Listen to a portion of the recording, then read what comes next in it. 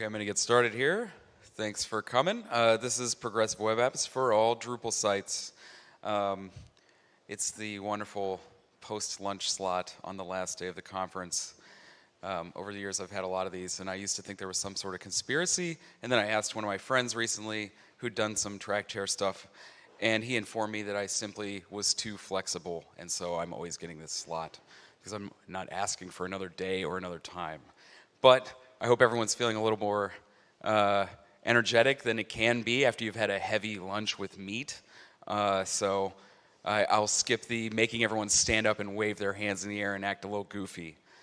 I guess I'll just jump right into it because I've just got information to present to you, and I'm going to get right to it.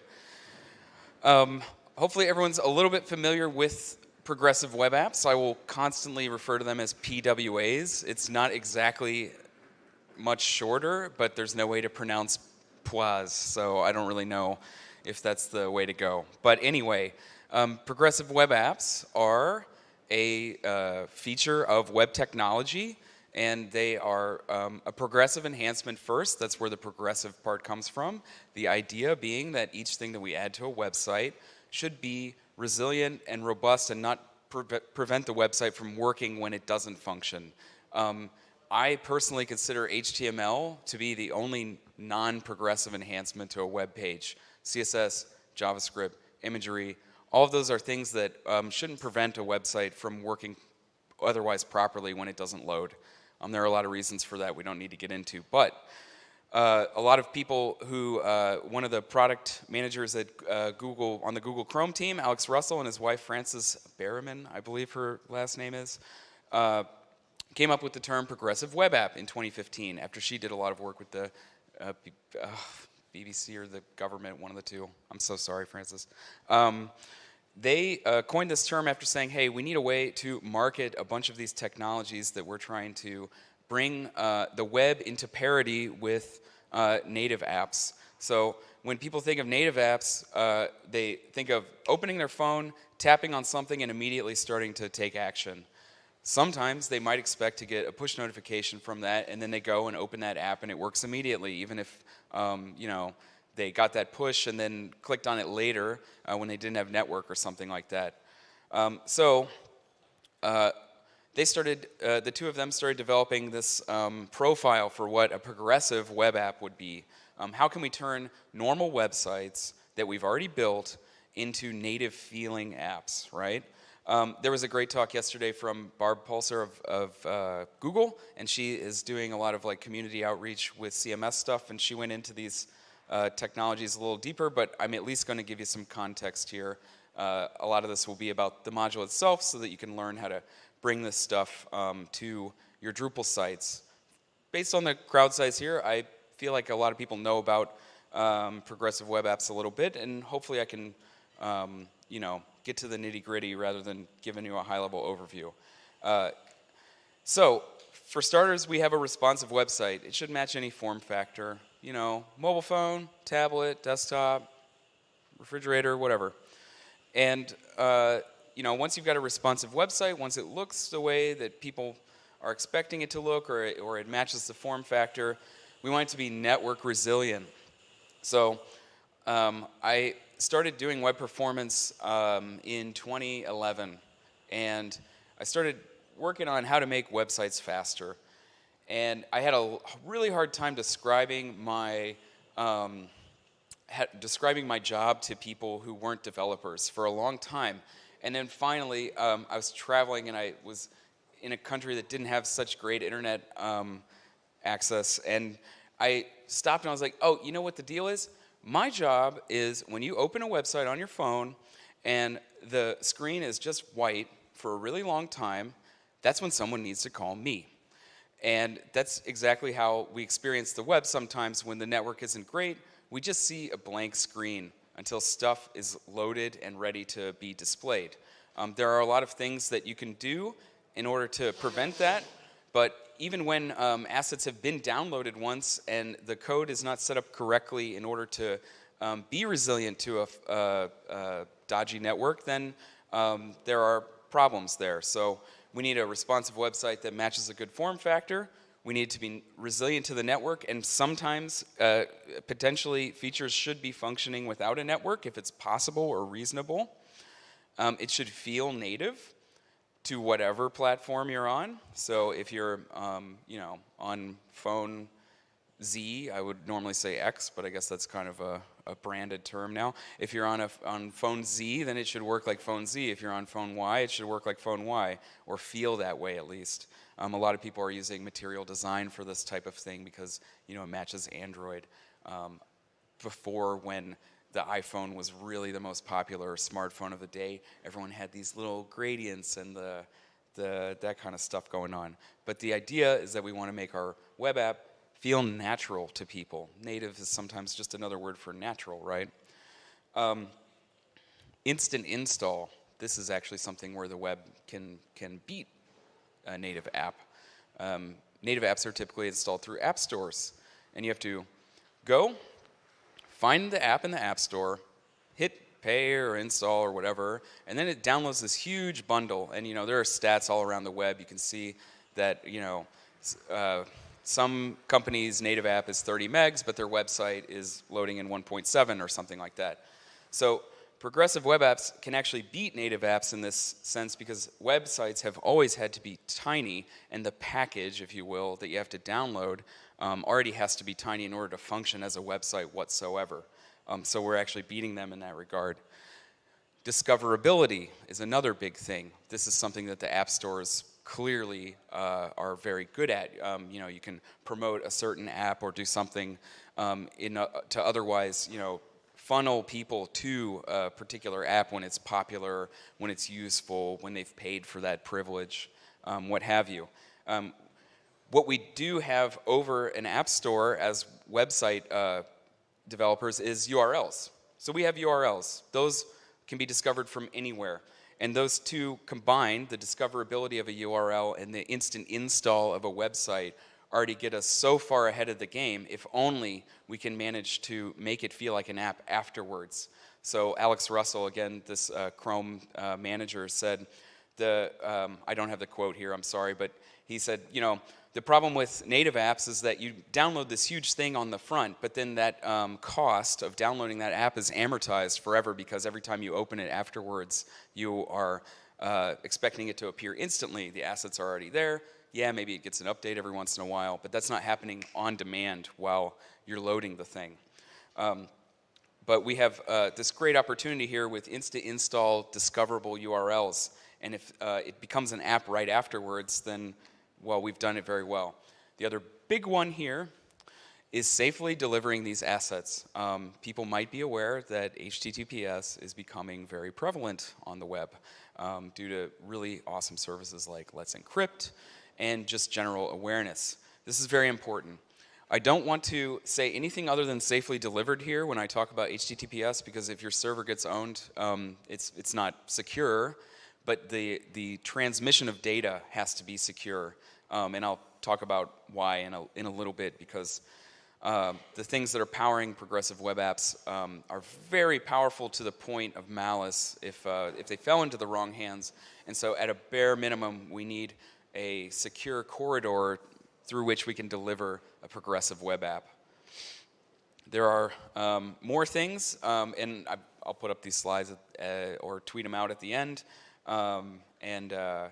This progressive web app, like the seminal article, can go into each and every one of these with a lot of detail. So, to make a progressive web app, that's what we want to talk about, right? There are two main ingredients only. The first is a service worker. The service worker is a special JavaScript file that runs outside the main thread of your website. So normally when we load script tags into the website, those are all in the main thread.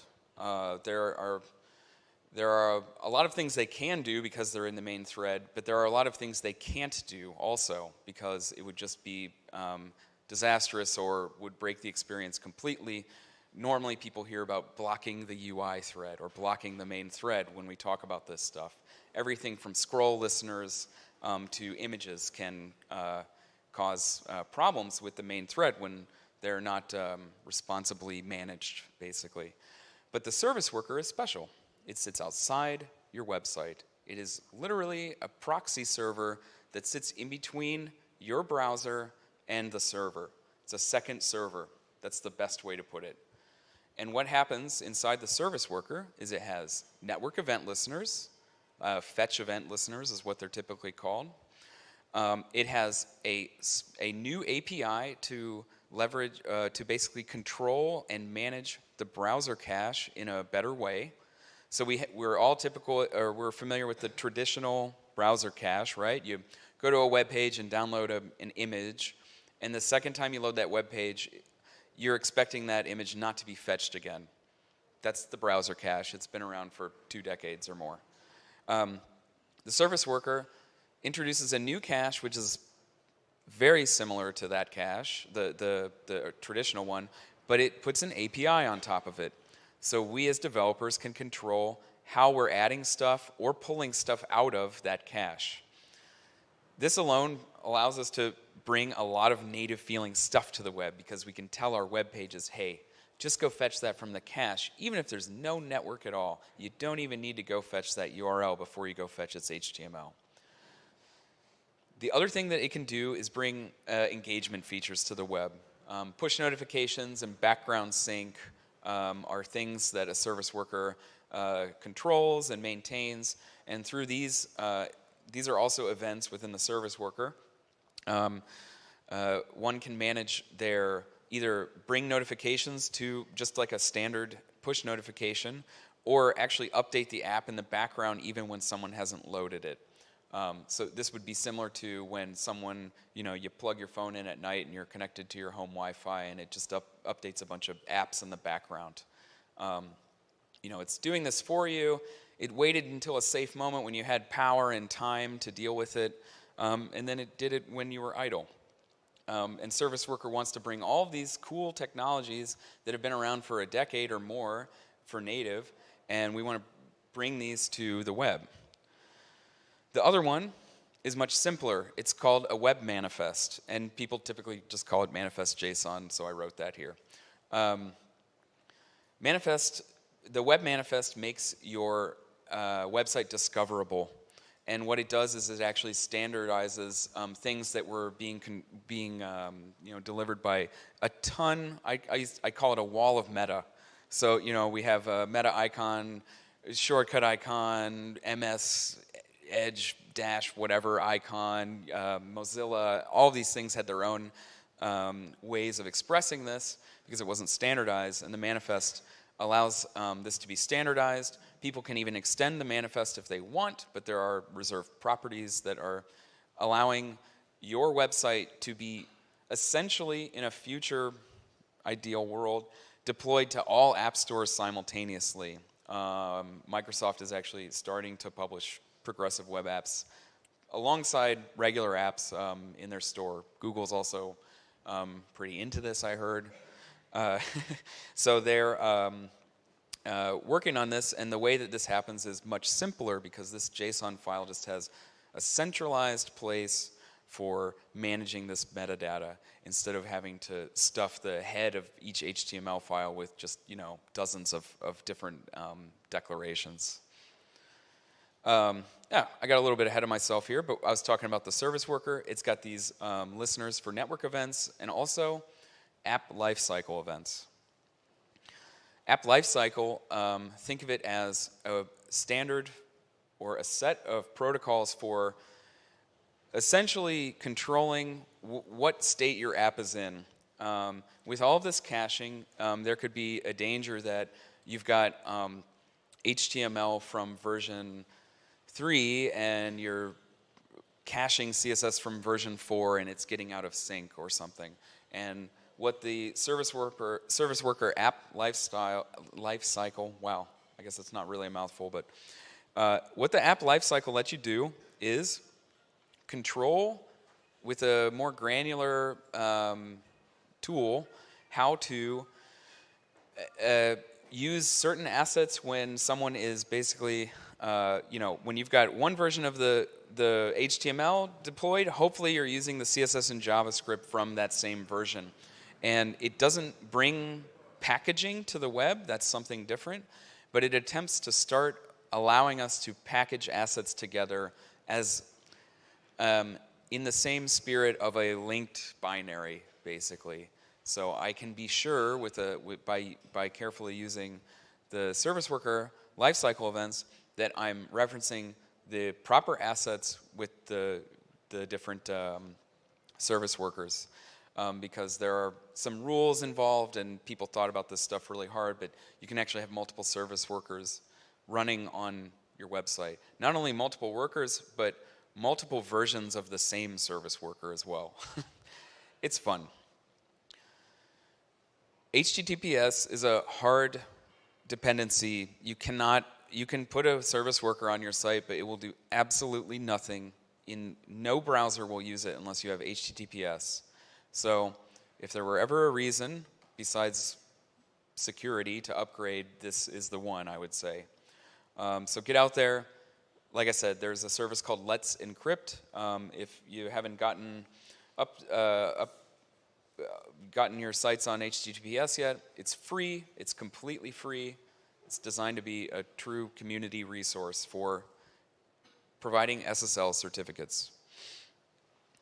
The manifest JSON is doing the branding, like I said. So not only showing you discoverability in these app stores, sometimes in the future or currently, but also provides branding when the site is added to home screen. So this is the ultimate goal, right? Just like someone downloads an app from a native app store, we want people to download our progressive web app to the home screen of their phones and hopefully use it really often.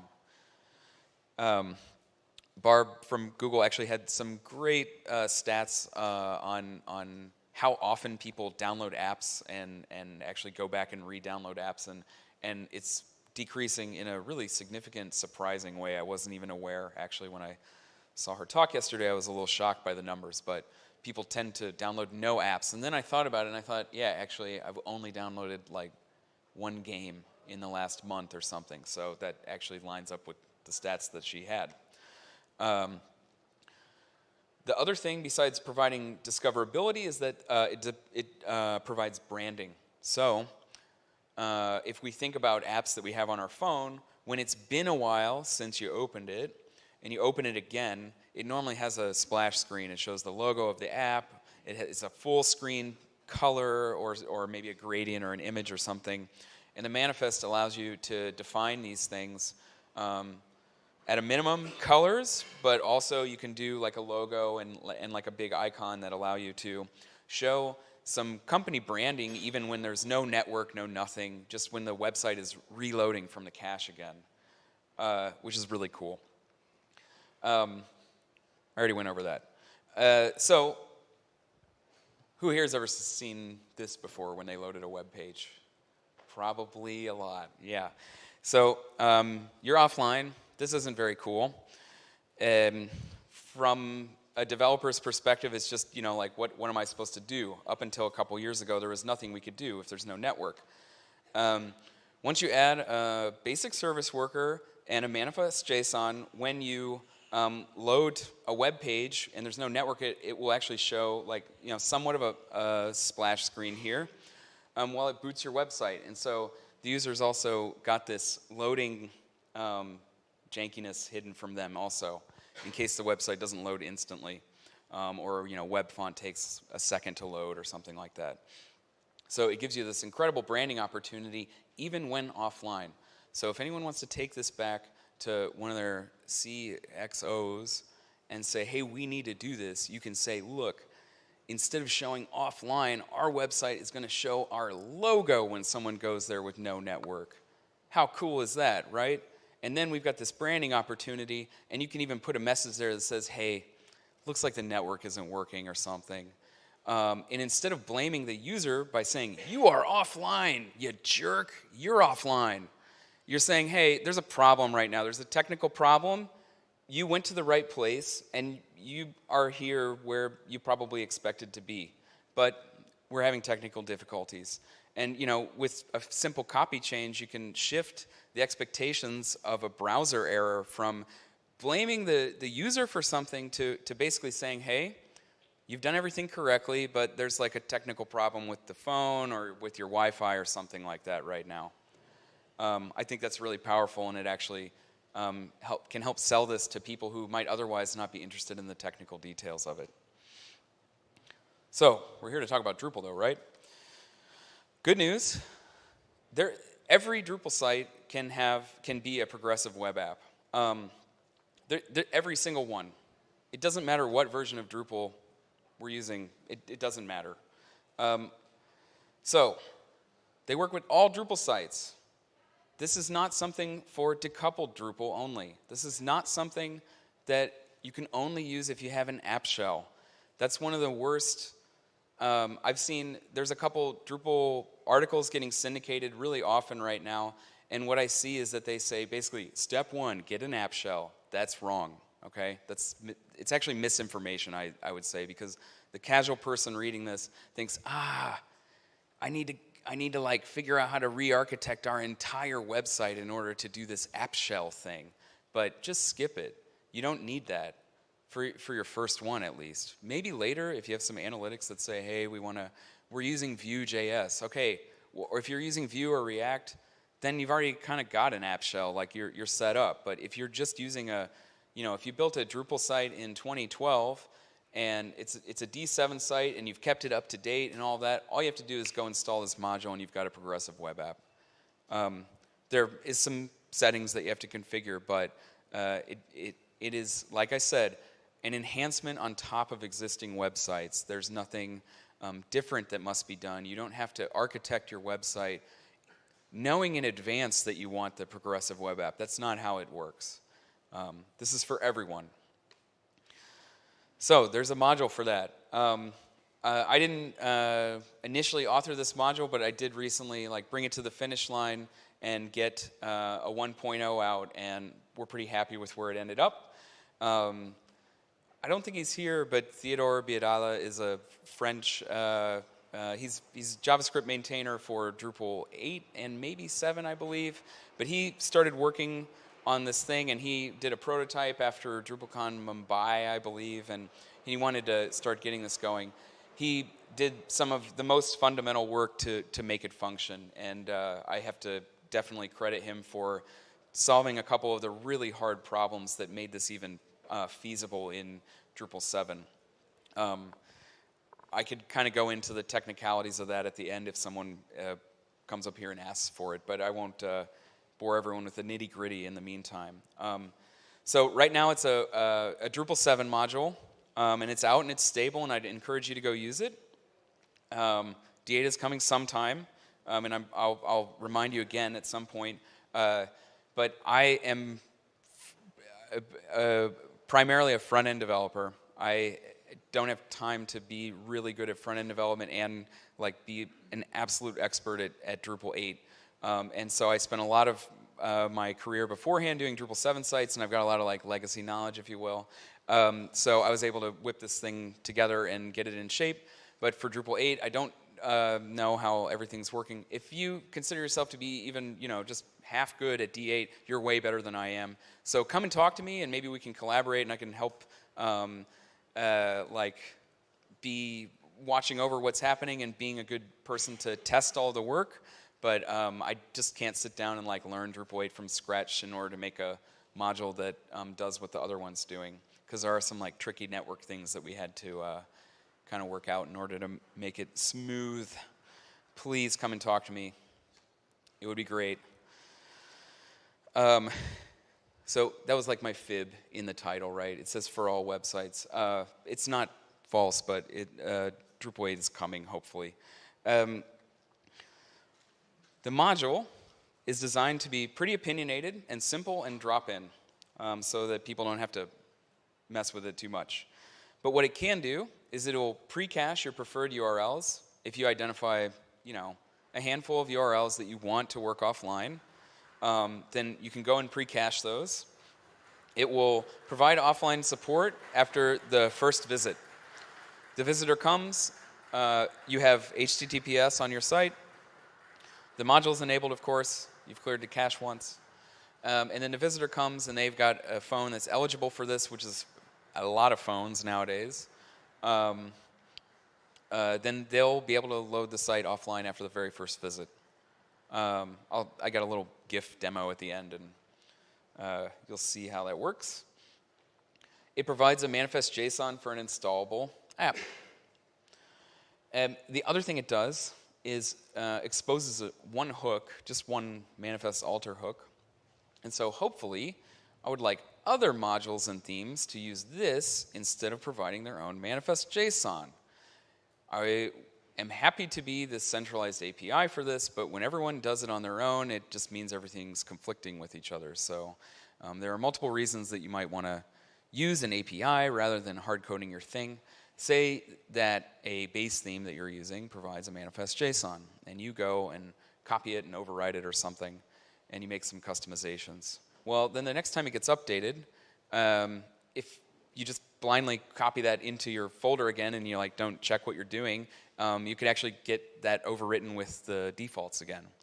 And that's not good. So the other situation is maybe another component in our modular Drupal system wants to be able to edit the manifest JSON themselves also. A lot of time people are just like, you know what, I'm going to provide my own, whatever, I don't care. But that means that everyone can't play well with each other. So this module actually provides an alter hook, and anyone who wants to alter the manifest is free to do so. Hopefully they won't destroy it, but you know, I'll go yell at them in their queue if they do, and hopefully keep it clean.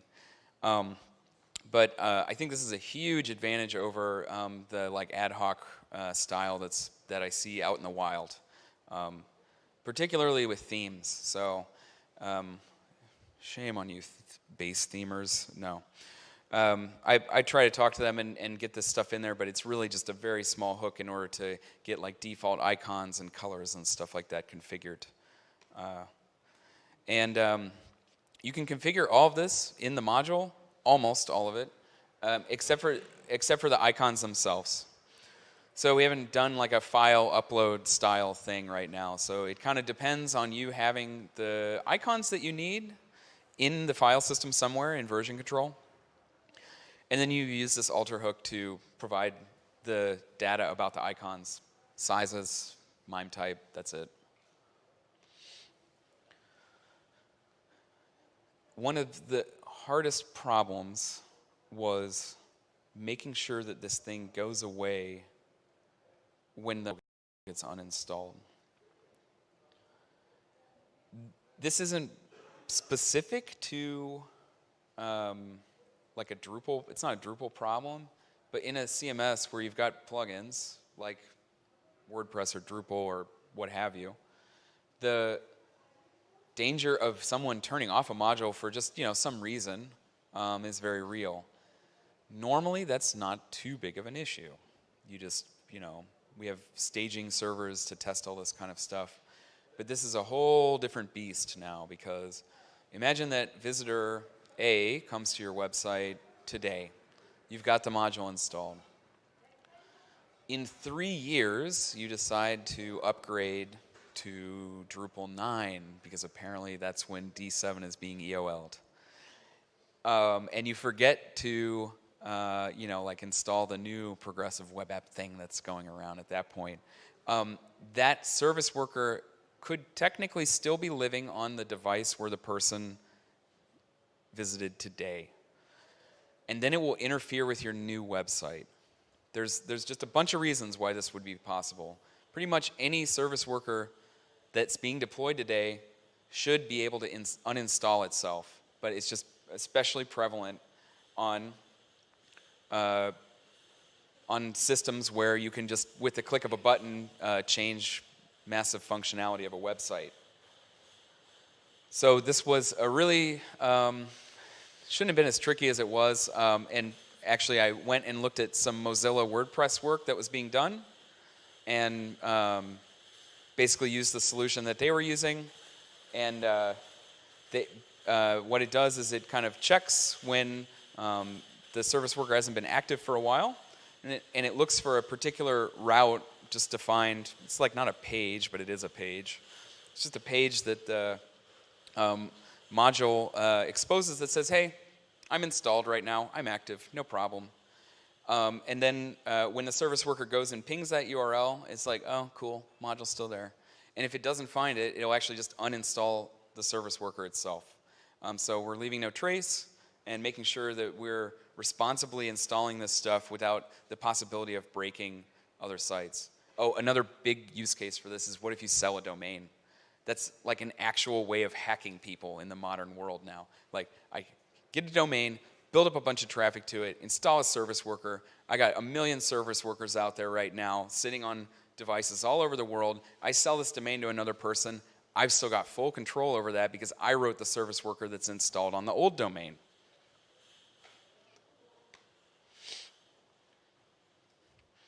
What the PWA module can't do is handle push notifications. It doesn't do background sync yet. And it doesn't really let you choose how the assets are being cached or delivered to the user. For the first go, we just said, hey, we're going to pick an opinionated implementation here that doesn't require a lot of config for people, and we're just going to do it, see how people like it, see what bugs roll in, and then later we'll figure out how to react to that by offering different features or configuration. So the admin UX is pretty simple. As a site administrator, you install the module, edit the settings to be whatever you want. You know, like pick your branding colors, maybe write this hook to provide icons. And then when the module is installed, it'll do a cache clear, but when you change your settings, you should always also clear the cache. I'm not sure, there's probably a way to make that happen automatically on the settings save, but what happens in the background is that, especially, you know, when you see a service worker tutorial, they're like, okay, here's your first service worker. All right, first you want to cache add all, and there's like an array of stuff that you want to put into the service worker.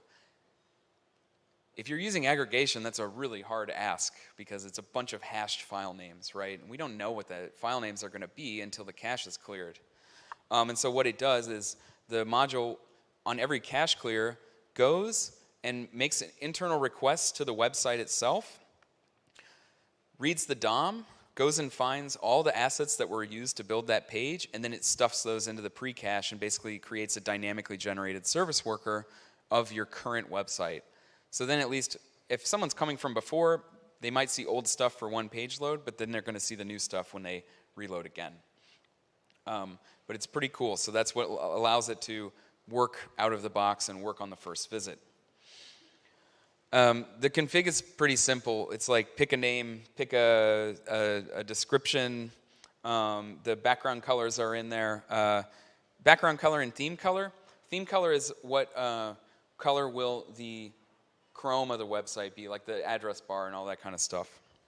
So you can also, it's another branding opportunity. You can make that match up with like maybe the topmost element or like the nav bar of your site. You can pick what URL loads when someone has added this to the home screen and then comes back to your website after a while. What URL should load? It could be anything. You can attach a query string here for your Google Analytics or your analytics in general to know, oh, hey, cool. You know, instead of just coming to slash, they went to slash, you know, query from home screen or something like that. And then you can actually collect data on how often people are loading this from the home screen versus hitting it from social media or whatever. The orientation, no big deal. Display is a kind of a strange thing. We try to pick one middle of the road. There are 4 options, and they all do various things to the browser Chrome. In some of them, they remove it entirely and make it a full screen app. So if you want to do everything that the browser does, you know, URL sharing, social stuff, and all this, then you can actually get rid of it and have a full screen app. There's a second tab for the service worker itself. Again, I try to pick smart defaults. It waits a little while and makes sure, like on the very first load, that it does window load instead of all these like DOM content ready things, because then it goes and like fetches all this stuff after you've loaded the page first. You can exclude URLs, and we do admin by default. You can pick URLs to cache on install here, and like I said, it will go to each one of these and request the entire DOM and then append all the other CSS and JS that were found on those. So you don't have to go and manually put like my theme CSS, my jQuery, my all this. You don't have to do that. We're talking about URLs as seen by a visitor in this box. So it's as simple as it could be, really. The cache version is just a way for you to version your stuff. If you want to change the URLs on install, you can just ratchet this number up. It actually gets combined with the packaged module number as it comes out of D.O.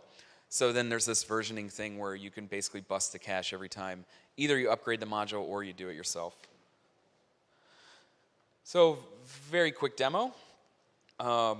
Actually, it's funny that I made a GIF for this. I have historically done a lot of live demos, and normally this would be the perfect opportunity to have crappy Wi-Fi, like, kind of stab me in the back here. But the Wi-Fi here at this conference has been so great that I was like, I actually just have to do this as a GIF instead of like doing it live. So what happens here really quickly is that I'm loading the web page. I'm clicking offline in DevTools to show that there's no internet now. So you're getting the standard thing. Haha, it's a dinosaur. I'm installing the module now, clicking save, and it's going to enable the module. Now I'm going back to that same page, unclicking offline and loading the network again, and then you see on the side there that there's a service worker installed. Cool. Now I'm clicking the offline again, reloading again, and it still works. That is an offline page here. And then I click something and it tells me you're offline. So this is like an offline page that we have in the module. When I uncheck it, it actually loads the user login because it's back on the network now. So any page that you don't load, it will show this you are offline thing. And I don't know if there's a way to customize this per se, but you could just point to another URL that you've created on your website as the offline URL, and then it always gets saved by the service worker. So that's a quick demo of how it works. I've tested it with a couple other things like Google Fonts, CDNs. Someone was asking the other day if they could cache PDFs and videos. I was like, don't do video, but PDF should work. Generally, if the browser can cache it, then it can be cached in the service worker. I know someone's going to ask, you said all Drupal sites, what about D8? The deal is, that, like I said, I am a little bit of a dolt when it comes to D8, and I would love any help that you can give. This is not going to be difficult development if you're comfortable with D8, so please come be my hero and talk to me. There's an issue queue there with the 8x issues and all this stuff.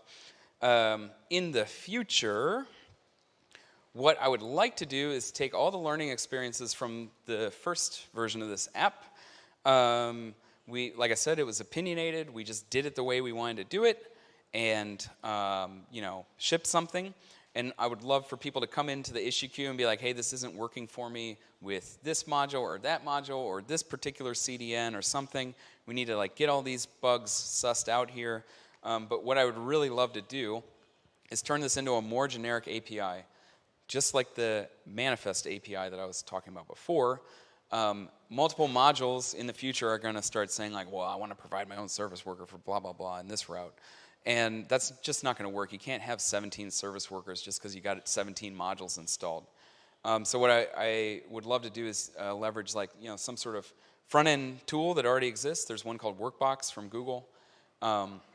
And what it does is it allows you to basically do declarative service workers. You say which path or regex it should apply to, and then you load a caching strategy. They've already got Google Analytics integration and all these other little tools, and it turns into this very succinct, very short, declarative service worker, as opposed to writing a wall of code that has been pretty necessary for the last couple years if you wanted to do anything fancy.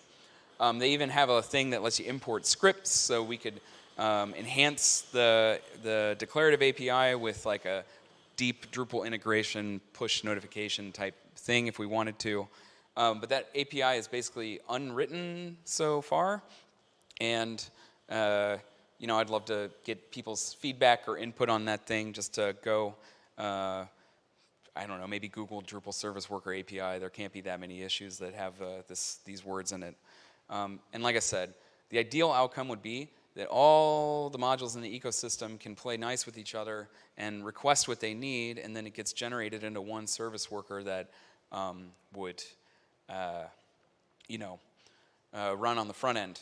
And you would not, because this came up in the React admin UI thing, you wouldn't even need to run Node on your server in theory, because what would happen is that Workbox would just be a JavaScript file that gets loaded, and then the declarative part that I mentioned, the very simple bits of config declaration, can just be output by Drupal. We can, basically dynamically generate some JavaScript that gets consumed by this library that already exists. Not a whole lot different from, like maybe if you had like some sort of dynamic jQuery selector or something like that. So what the API might be able to provide would be, a dedicated push notification module, a background sync module, these advanced things. The Progressive Web App 2.0 module might just be reduced to nothing but manifest.json, and then it consumes the API itself. That's, dog fooding is the best way to like make sure we got a good API, so that's kind of my goal right now. You could enhance your particular view with some config that allows paths to be cached, and then you have partial offline support for some views within your system. Themes might be able to connect with this Service Worker API and dynamically load URLs as like a single page application or one of these, app shell type things. That should all be doable. I hope people have a couple questions. Just come up here. There's a mic in the front. So what questions do you have? I'm happy to talk about all this also out in the hallway, but we got a little bit of time for questions. Yeah, there got to be something.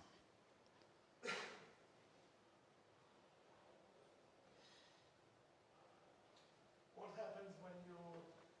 I'll repeat it. What happens if you visit a page the first time and the page is already a PWA site? So you see the dinosaur then? Yeah. What? Okay. The question was, what happens if you visit the first time and it's already PWA? So it's the first time I've ever visited a particular domain. Then I only showed the dinosaur part to demonstrate that I wasn't tricking you. Like, it'll just do the thing that it happened after the module was enabled. You'll go to the website, it'll install the service worker. They could leave your website for any amount of time on Chrome, at least. Safari seems to have some sort of cache lifetime of measured in weeks, I believe, current iOS. But it should be there for a long time in Chrome. I'm not sure what the deal is with Edge or Firefox. So let's say you have a PW-enabled site, a new site, and a long-time visitor comes back to the site. Will he have his old cache, or will he get the new content on the first load? That's a good question. So if the visitor comes back after having installed the Progressive Web App, this ties into what I mentioned before with the app lifecycle. The way that we have coded it up, for simplicity's sake, they will see the old content when they come back. You can configure that differently if you wanted to, potentially, but the way that this module works is that you get one stale page load. There would even be a way for us to put maybe a notification or something. That gets into issues, though, because it's like, do you want me to decide how that notification is being shown on your screen or blah, blah, blah, right? I do that on my own personal website. It's like, hey, you're looking at something that's slightly old. We updated it in the background. Just hit refresh, and then you can like see the new stuff. But for simplicity's sake, it shows the old content for one load. But what it does is similar to Varnish's stale while revalidate caching strategy. When you request that URL, it shows you it basically bounces off this proxy server that I mentioned, and it basically says, okay, give me the new thing or the old thing real fast, and then it goes around it and goes and fetches the new one and puts that in the cache. So if you just hit refresh once, you'll actually get the new thing again immediately. But there is no hook in like JavaScript to say that when you get the new content, refresh the page again? That's called background sync, yeah. Yeah. Okay. Yeah. Thank you. There's a lot of. They of course thought of all these use cases, but again, I'm also only one dude working in my spare time, so some of these things, for simplicity's sake, and also to not have to support that many use cases right up front, I just chose with simple defaults. Yeah. Okay, that's it. Thanks for coming. I hope everyone enjoyed it. Thank you.